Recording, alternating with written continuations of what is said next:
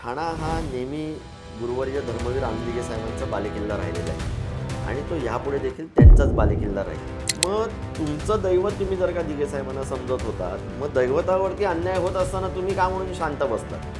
तुम्ही तुमच्या स्वार्थासाठी चुपचाप बसलात का? तुम्ही तर सगळी पदं उपभोगली. तुम्ही आमदारकी, खासदारकी, महापौर आत्तापर्यंत म्हणजे हा पक्ष फुटेस्तोपर्यंत तुम्ही पाय धरत होता ठाकरेंची. जिकडे आपण आत्ता बसलेलो चंदनवाडी शाखा ही वंदनीय बाळासाहेबांनी चालू केलेली ही पहिली शाखा आहे.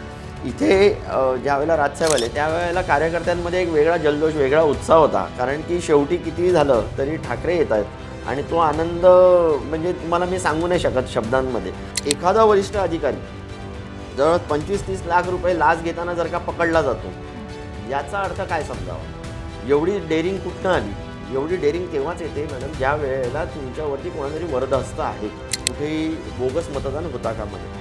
म्हणून त्यांचे 10 जसे आहेत तसे आमचे देखील 10 आहेत. म्हणून त्या मतदान केंद्राच्या बाहेर हे 20 जण ठाण मांडून बसणार आहेत. जिकडे कुठे चुकीचा दिसेल काही करताना, बोगस जर का दिसला तर त्याला फटकवण्याचं काम 100% हे तिथल्या तिथे केलं जाईल. म्हणून ह्याला उदंड प्रतिसाद मिळणार आणि नक्कीच त्या सभेनंतर ह्या ठाणे महानगरपालिकेमध्ये परिवर्तन होईल. प्राईम टाईम महाराष्ट्राच्या मूळ महानगरांचा या महानगरपालिका निवडणुकांसाठीच्या विशेष कार्यक्रमामध्ये मी तुमचं स्वागत करते. आता आपण आहोत ठाण्यामध्ये आणि ठाण्यातलं राजकीय वातावरण सध्या काय आहे ते पाहण्याचा प्रयत्न करतोय. उपमुख्यमंत्री एकनाथ शिंदेंचा बालेकिल्ला मानला जातो हे शहर, पण इथे सध्या राजकीय स्थिती काय? कारण ठाकरे बंधू इथे सुद्धा एकत्र आलेले आहेत. त्यामुळे आपण या सगळ्या संदर्भामध्ये उद्धव ठाकरे यांच्या शिवसेनेचं एकंदर काय वातावरण आहे ते जाणून घेण्यासाठी इथे आलो. ज्या स्वर्गीय आनंद दिघे यांच्या नावानं इथं राजकारण चालतं आणि ज्यांचा प्रचंड मोठा प्रभाव ठाणेकरांवर आहे, त्यांचे पुतणे केदार दिघे आता आपल्या सोबत आहेत. उद्धव ठाकरे यांच्या पक्षातले महत्त्वाचे नेते ठाण्यातले. सर, खूप खूप स्वागत प्राईम टाईम महाराष्ट्रामध्ये. ठाकरे बंधू मुंबईनंतर ठाण्यात सुद्धा एकत्र आले आहेत. कसा सुरू आहे प्रचार?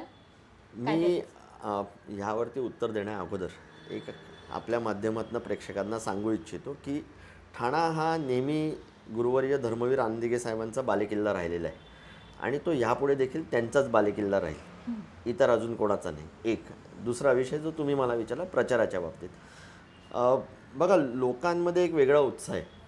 याच्यापाठचं कारण असं आहे की महाराष्ट्राच्या हितासाठी, मराठी माणसाच्या हितासाठी आणि एकंदरीत महाराष्ट्राच्या पुढच्या भविष्याच्या दृष्टिकोनातून ज्या पद्धतीने उद्धवसाहेब आणि राजसाहेब एकत्र आलेले आहेत, लोकांमध्ये एक आशा आहे की जे आज त्यागत महाराष्ट्राला खरी दिशा, जी योग्य दिशा आपण म्हणतो, जिथनं उत्कर्ष होऊ शकेल, उन्नती होऊ शकेल, ते जे ठाकरे नावच देऊ शकतं, ती पुन्हा एकदा आशा वाढलेली आहे आणि म्हणून लोकांमध्ये अत्यंत उत्साह आहे.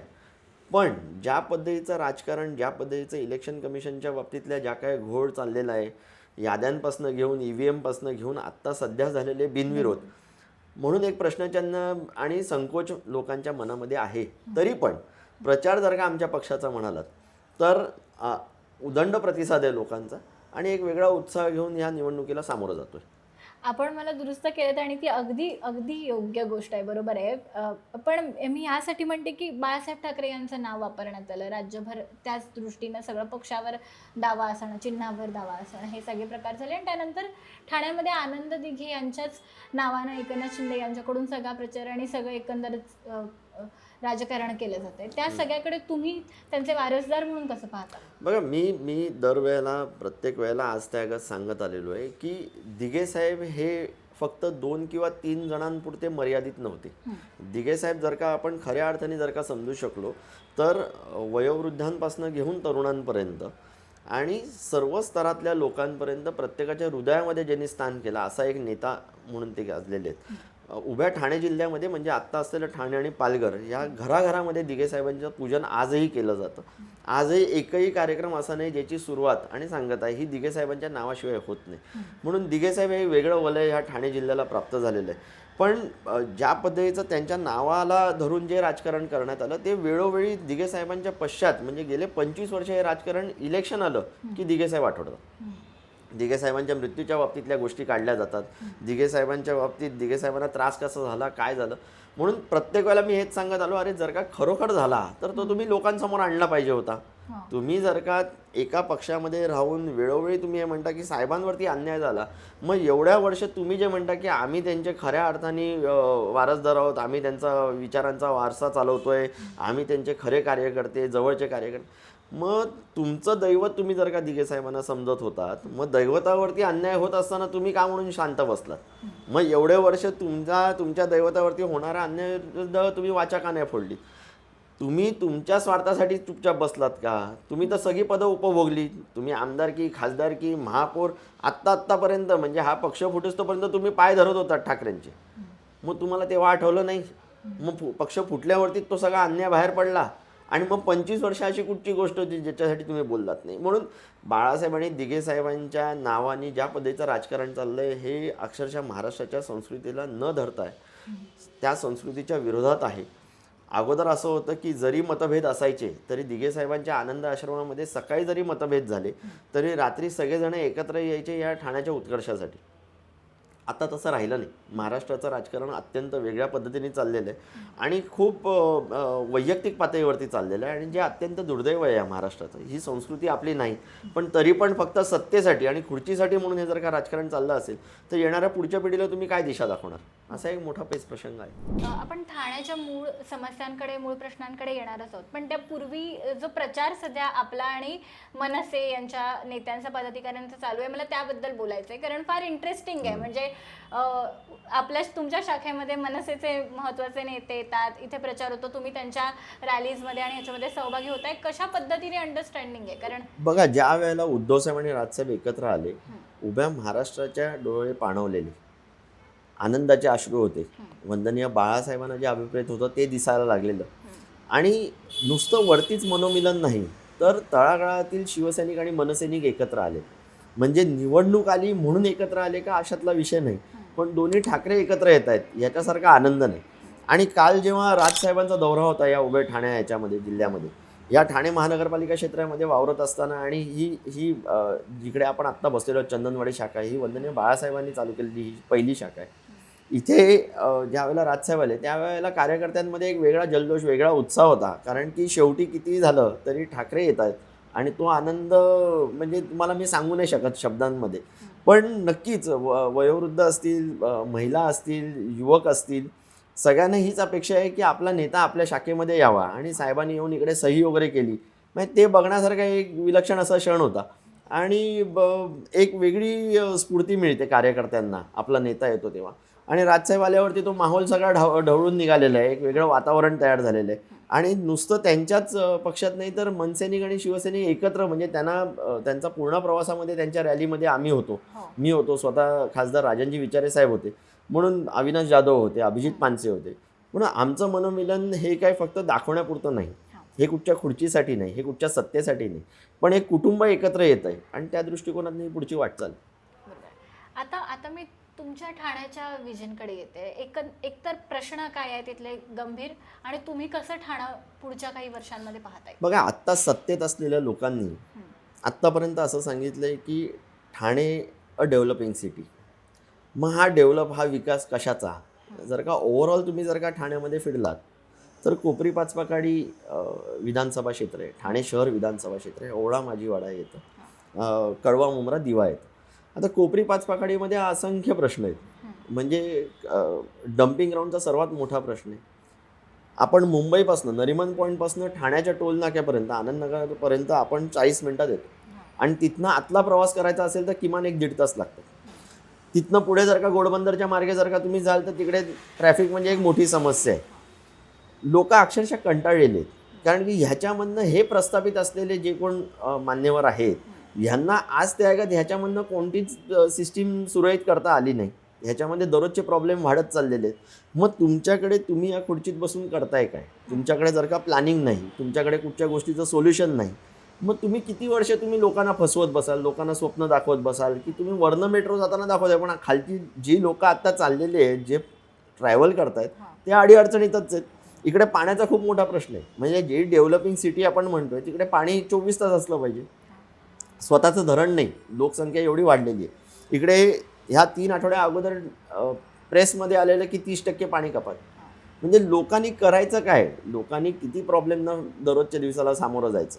इकडे क्लस्टरचा खूप मोठा प्रश्न आहे. जवळपास 8 ते 10 वेळा ह्या लोकांनी श्रीफळ वाढवले. आजही क्लस्टरचा ठाम ठिकाणा कुठेही काही नाही. लोकांना जे काही रिडेव्हलपमेंटच्या दृष्टिकोनाने SRA वगैरे प्रोजेक्ट चाललेले आहेत, कितीतरी ठिकाणी लोकांना भाडी नाही, अजूनपर्यंत बिल्डिंग झाल्या नाही. तुम्ही ज्या डेव्हलपिंग सिटीचं म्हणताय तिकडे अनधिकृत बांधकामं सर्रासपणे चालू आहेत. मग हे कोणाच्या आशीर्वादाने चाललेलं आहे? हे कुठेतरी तर आशीर्वाद असल्याशिवाय होऊ नाही शकत. महानगरपालिका ज्याच्यावरती दिघे साहेबांचा प्रचंड अंकुश होता, जिकडे लोक म्हणजे जे अधिकारी वर्ग आहे, हे लोकप्रतिनिधी आहे, हे लोक घाबरायचे की आम्ही काही चुकीचं केलं तर दिघे साहेब आमचा कान पिळतील किंवा आम्हाला योग्य ती शिक्षा देतील, म्हणून ते लोक सरसकटपणे लोकांची कामं करायची. लोकांना एक अधिकार वाटायचा की ही महापालिका आमची आहे. आज तसं राहिलं नाही. एखादा वरिष्ठ अधिकारी जवळ 25-30 लाख रुपये लाच घेताना जर का पकडला जातो, याचा अर्थ काय समजावा? एवढी डेअरिंग कुठनं आली? एवढी डेअरिंग तेव्हाच येते मॅडम ज्या वेळेला तुमच्यावरती कोणातरी वरदहस्त आहे आणि ह्याच्यामधनं हे दिसून येतं की कुठेतरी पाणी मुरत आहे. लोकांचा कराचा पैसा जर का हे अधिकारी खाणार असतील, जर का अनेक भूखंड विकले जाणार असतील, तर मग लोकांनी जायचं कुठे? इकडे जे महापालिकेच्या शाळा आहेत त्या का म्हणून प्रायव्हेटायझेशन जशा स्कूल्स असतात, ICSE बोर्ड असतात, CBSE बोर्ड असतात, याच्यासारखे का म्हणून तेवढे अत्याधुनिक करत नाहीत? का म्हणून तुम्ही त्या लेवलला नेत नाहीत? का म्हणून गरिबाच्या मुलाला असं वाटायला नको की बाबा आम्ही एवढ्या साध्या, आमची परिस्थिती नाही म्हणून आम्ही या महापालिकेत? त्यांना पण वाटून द्या ना की आम्ही जरी परिस्थिती नसली तरी आम्हाला ह्या राज्यांनी, ह्या प्रशासनाने आम्हाला एक चांगली व्यवस्था करून दिलेली आहे शिक्षणासाठी. इकडे महिला सुरक्षेचा खूप मोठा प्रश्न आहे, इकडे ड्रग्सचा खूप मोठा प्रश्न आहे. इकडे जर का तुम्ही सगळ्या अख्ख्या ठाणे सिटीमध्ये जर का बघाल, तरुण व्यसनाधीन झालेले आहेत. मग तुम्ही दिशा कुठची दाखवताय? तुम्ही लोकांचं भवितव्य काय ठरवताय? तुम्ही येणाऱ्या पुढच्या पिढीला त्यांचं उज्ज्वल भविष्य करणार आहात की नाही करणार आहात? इकडे हॉस्पिटलमध्ये अनेक वेळेला अशा बातम्या आल्या, जिकडे सिव्हिल हॉस्पिटल असेल, शिवाजी महाराज हॉस्पिटल असेल, त्या ठिकाणी अनेक मुलं मृत्युमुखी पडले, लहान लहान मुलं. त्याला तुमच्याकडे काहीच सोल्युशन नाही. मग हे वारंवार होत राहणार का? मग तुमच्या सिस्टीम्स कधी डेव्हलप होणार? तुमच्याकडे आरोग्याची तशी सुखसुविधा आहे का? तेवढं तुम्ही कपॅसिटीमध्ये आहात का? म्हणजे ह्यांच्याकडे कोणताही बॅकअप प्लॅन नाही, कोणत्याही गोष्टीचं योग्य ते प्लॅनिंग नाही. आणि ह्या सगळ्या गोष्टींमध्ये जर का तुमच्याकडे ह्या सगळ्या गोष्टींचा तुटवडा आहे, तर लोकांनी तुमच्याकडनं काय अपेक्षा करायच्या? फक्त स्वप्न? मग लोकांनी कर भरून तरी किती भरावा?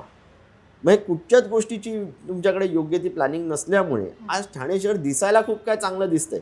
म्हणजे इमारती उभ्या राहत आहेत, इकडे मोठमोठे ब्रिजेस होत आहेत, पण खऱ्या अर्थाने वस्तुस्थिती जर का जाणायला घेतलं तर लोकांचं दैनंदिन दिवस हे फक्त त्रासामध्येच चाललेलं. आणि म्हणून मला असं वाटतं की ह्याला कुठेतरी एक अंकुश बसला पाहिजे.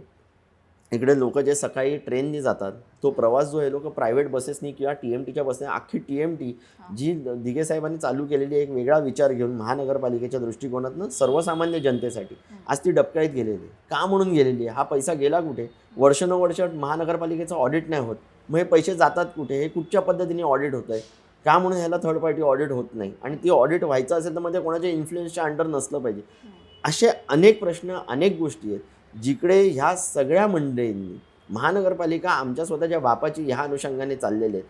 कुठेतरी ह्याला तोडगा मिळाला पाहिजे. लोकांना त्यांचा न्याय, अधिकार हा मिळालाच पाहिजे, हक्क मिळाला पाहिजे. आणि म्हणून आमची जी वाटचाल चाललेली आहे ती ह्या परिवर्तनाच्या दिशेने चाललेली आहे. आमचं लोकांना हेच आव्हान आहे की कुठेतरी तुम्हाला मूलभूत अधिकार हवे असतील, मूलभूत सुखसुविधा हव्या असतील, ज्या तुमचा अधिकार आहे, तुम्हाला हात पसरवण्याची गरज नाही, तिकडे तुम्हाला हे परिवर्तन आणणं अत्यंत गरजेचं आहे. मी एक प्रश्न सातत्यानं मनात येत होता, आम्ही ट्रॅक करतोय की काय नेमकं चालू आहे.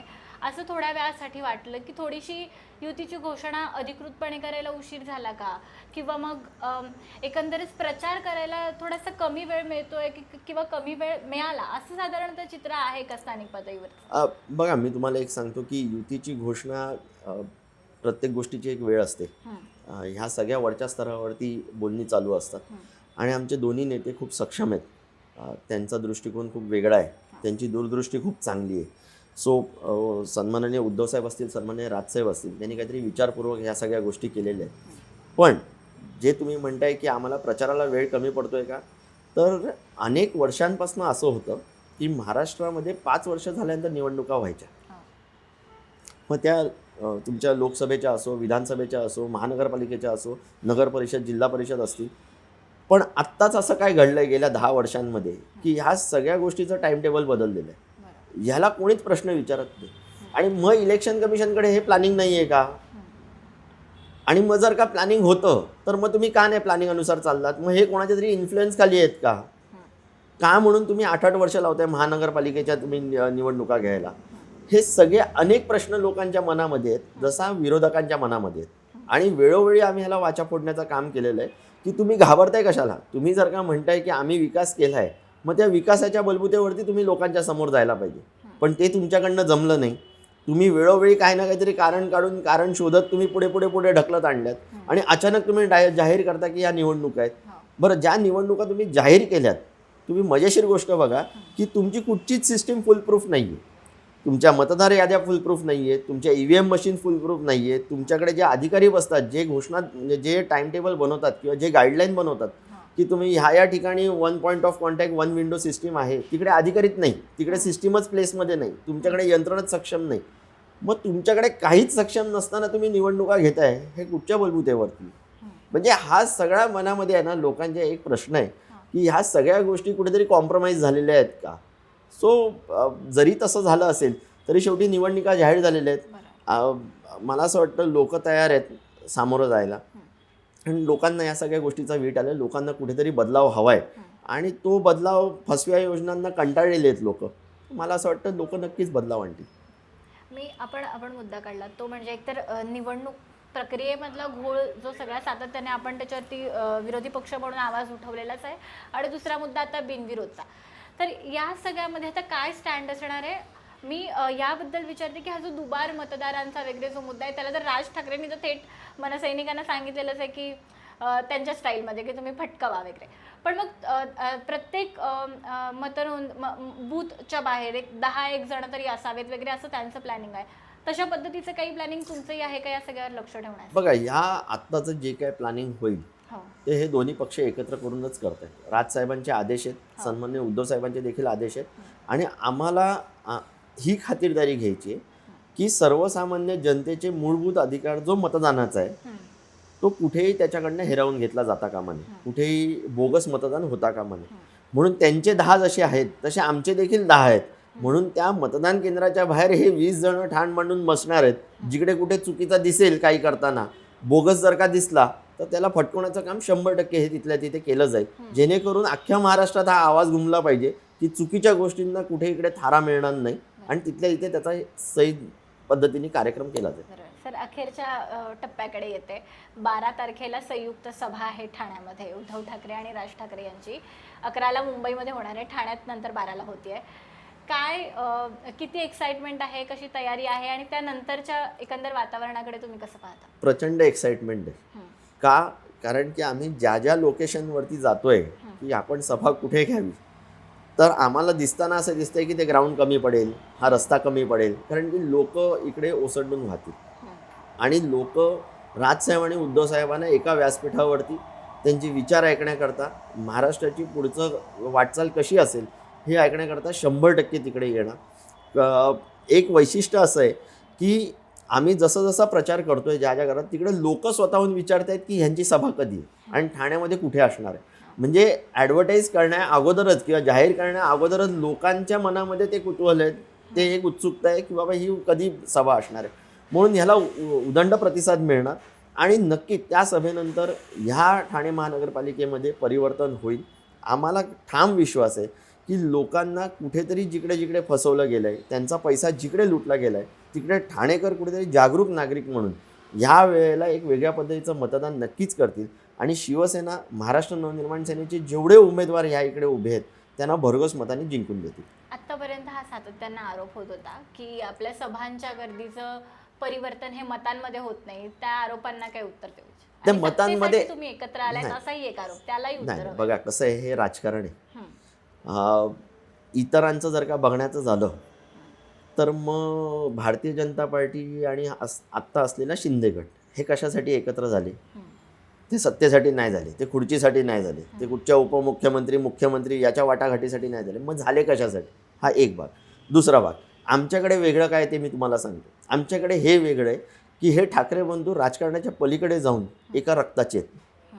म्हणून ते फक्त खुर्चीसाठी म्हणून एकत्र नाही येणार.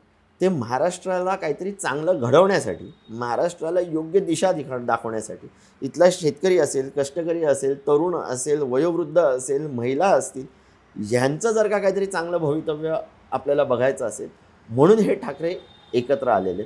वंदनीय बाळासाहेबांना देखील हेच अपेक्षित होतं आणि आज देखील ते असतील, गुरुवर्य धर्मवीर रानदिगे साहेब असतील, यांना आनंद असेल की हे दोघेजण एकत्र येऊन या महाराष्ट्राला एक चांगली दिशा आज त्या जसे देत आले तसे एकत्र येऊन पुढे देखील देतील. एकच आपल्याला सांगतो की आजपर्यंत ह्याचं परिवर्तन का नाही झालं, मतांमध्ये एवढी गर्दी असेल. होणार कसं? जिकडे तुम्ही याद्यांमध्ये घोळ करता, जिकडे तुम्ही EVM मशीनमध्ये घोळ करता, तिकडे तुम्ही काय अपेक्षित करता? तुम्ही याद्यांमधनं अनेक मतदार जे आहेत त्यांची नावं तुम्ही डिलीट करून टाकली. जे मृत आहेत त्यांना तुम्ही टाकलेले आहेत. तुम्ही बघितलं असेल, सन्माननीय आदित्य साहेब असतील, राजसाहेब असतील, यांनी आपल्या प्रेझेंटेशनमध्ये फुल प्रूफ डॉक्युमेंट दाखवलेले आहे की जिकडे ॲड्रेसच नाही तिकडे 100 लोक एका त्या नावावरती म्हणजे रजिस्टर्ड केलेले आहेत. हे झालं कसं काय? आणि मला तर प्रश्न आहे इलेक्शन कमिशनवरती की तुमच्याकडे एवढी फुल प्रूफ बॉडी आहे, एवढे तुमच्याकडे रिप्रेझेंटेटिव्ह आहेत, ऑफिशियल्स आहेत, मग तुम्ही करताय काय? तुमच्याकडे सिस्टीमच फुल प्रूफ नाही आहे. ज्या बेसिसवरती, ज्या प्लॅटफॉर्मवरती तुम्ही अख्ख्या या भारताच्या निवडणुका घेता त्या तुम्ही फुल प्रूफ नाही, तर तुम्ही पुढचं मतदान किंवा ह्या मतदान प्रक्रियेमध्ये लोकांना कशा पद्धतीने तुम्ही सामावून घेणार आहात? सो ह्या सगळ्या गोष्टी कुठेतरी सुधारित करणं अत्यंत गरजेचं आहे. इकडे मला अपेक्षा अशी आहे की लोकांना ही जागरूकता आलेली आहे की कुठेतरी आमचं मत चोरीला जातं आहे, कुठेतरी आम्हाला फसवलं जातं आहे आणि ती जागरूकता सन्माननीय राजसाहेब आणि उद्धव साहेबांनी करून दाखवलेली आहे. अमित साहेब असतील, आदित्य साहेब असतील, ह्यांच्या माध्यमातून घराघरामध्ये लोकांना ही जागरूकता आलेली आहे. येणाऱ्या निवडणुकीमध्ये 100% बदलाव आपल्याला दिसेल. खूप खूप शुभेच्छा सर सगळ्या पुढच्या दिवसांसाठी, प्रचारासाठी आणि एकंदर राजकीय थँक्यू तयारीसाठी. थँक्यू धन्यवाद.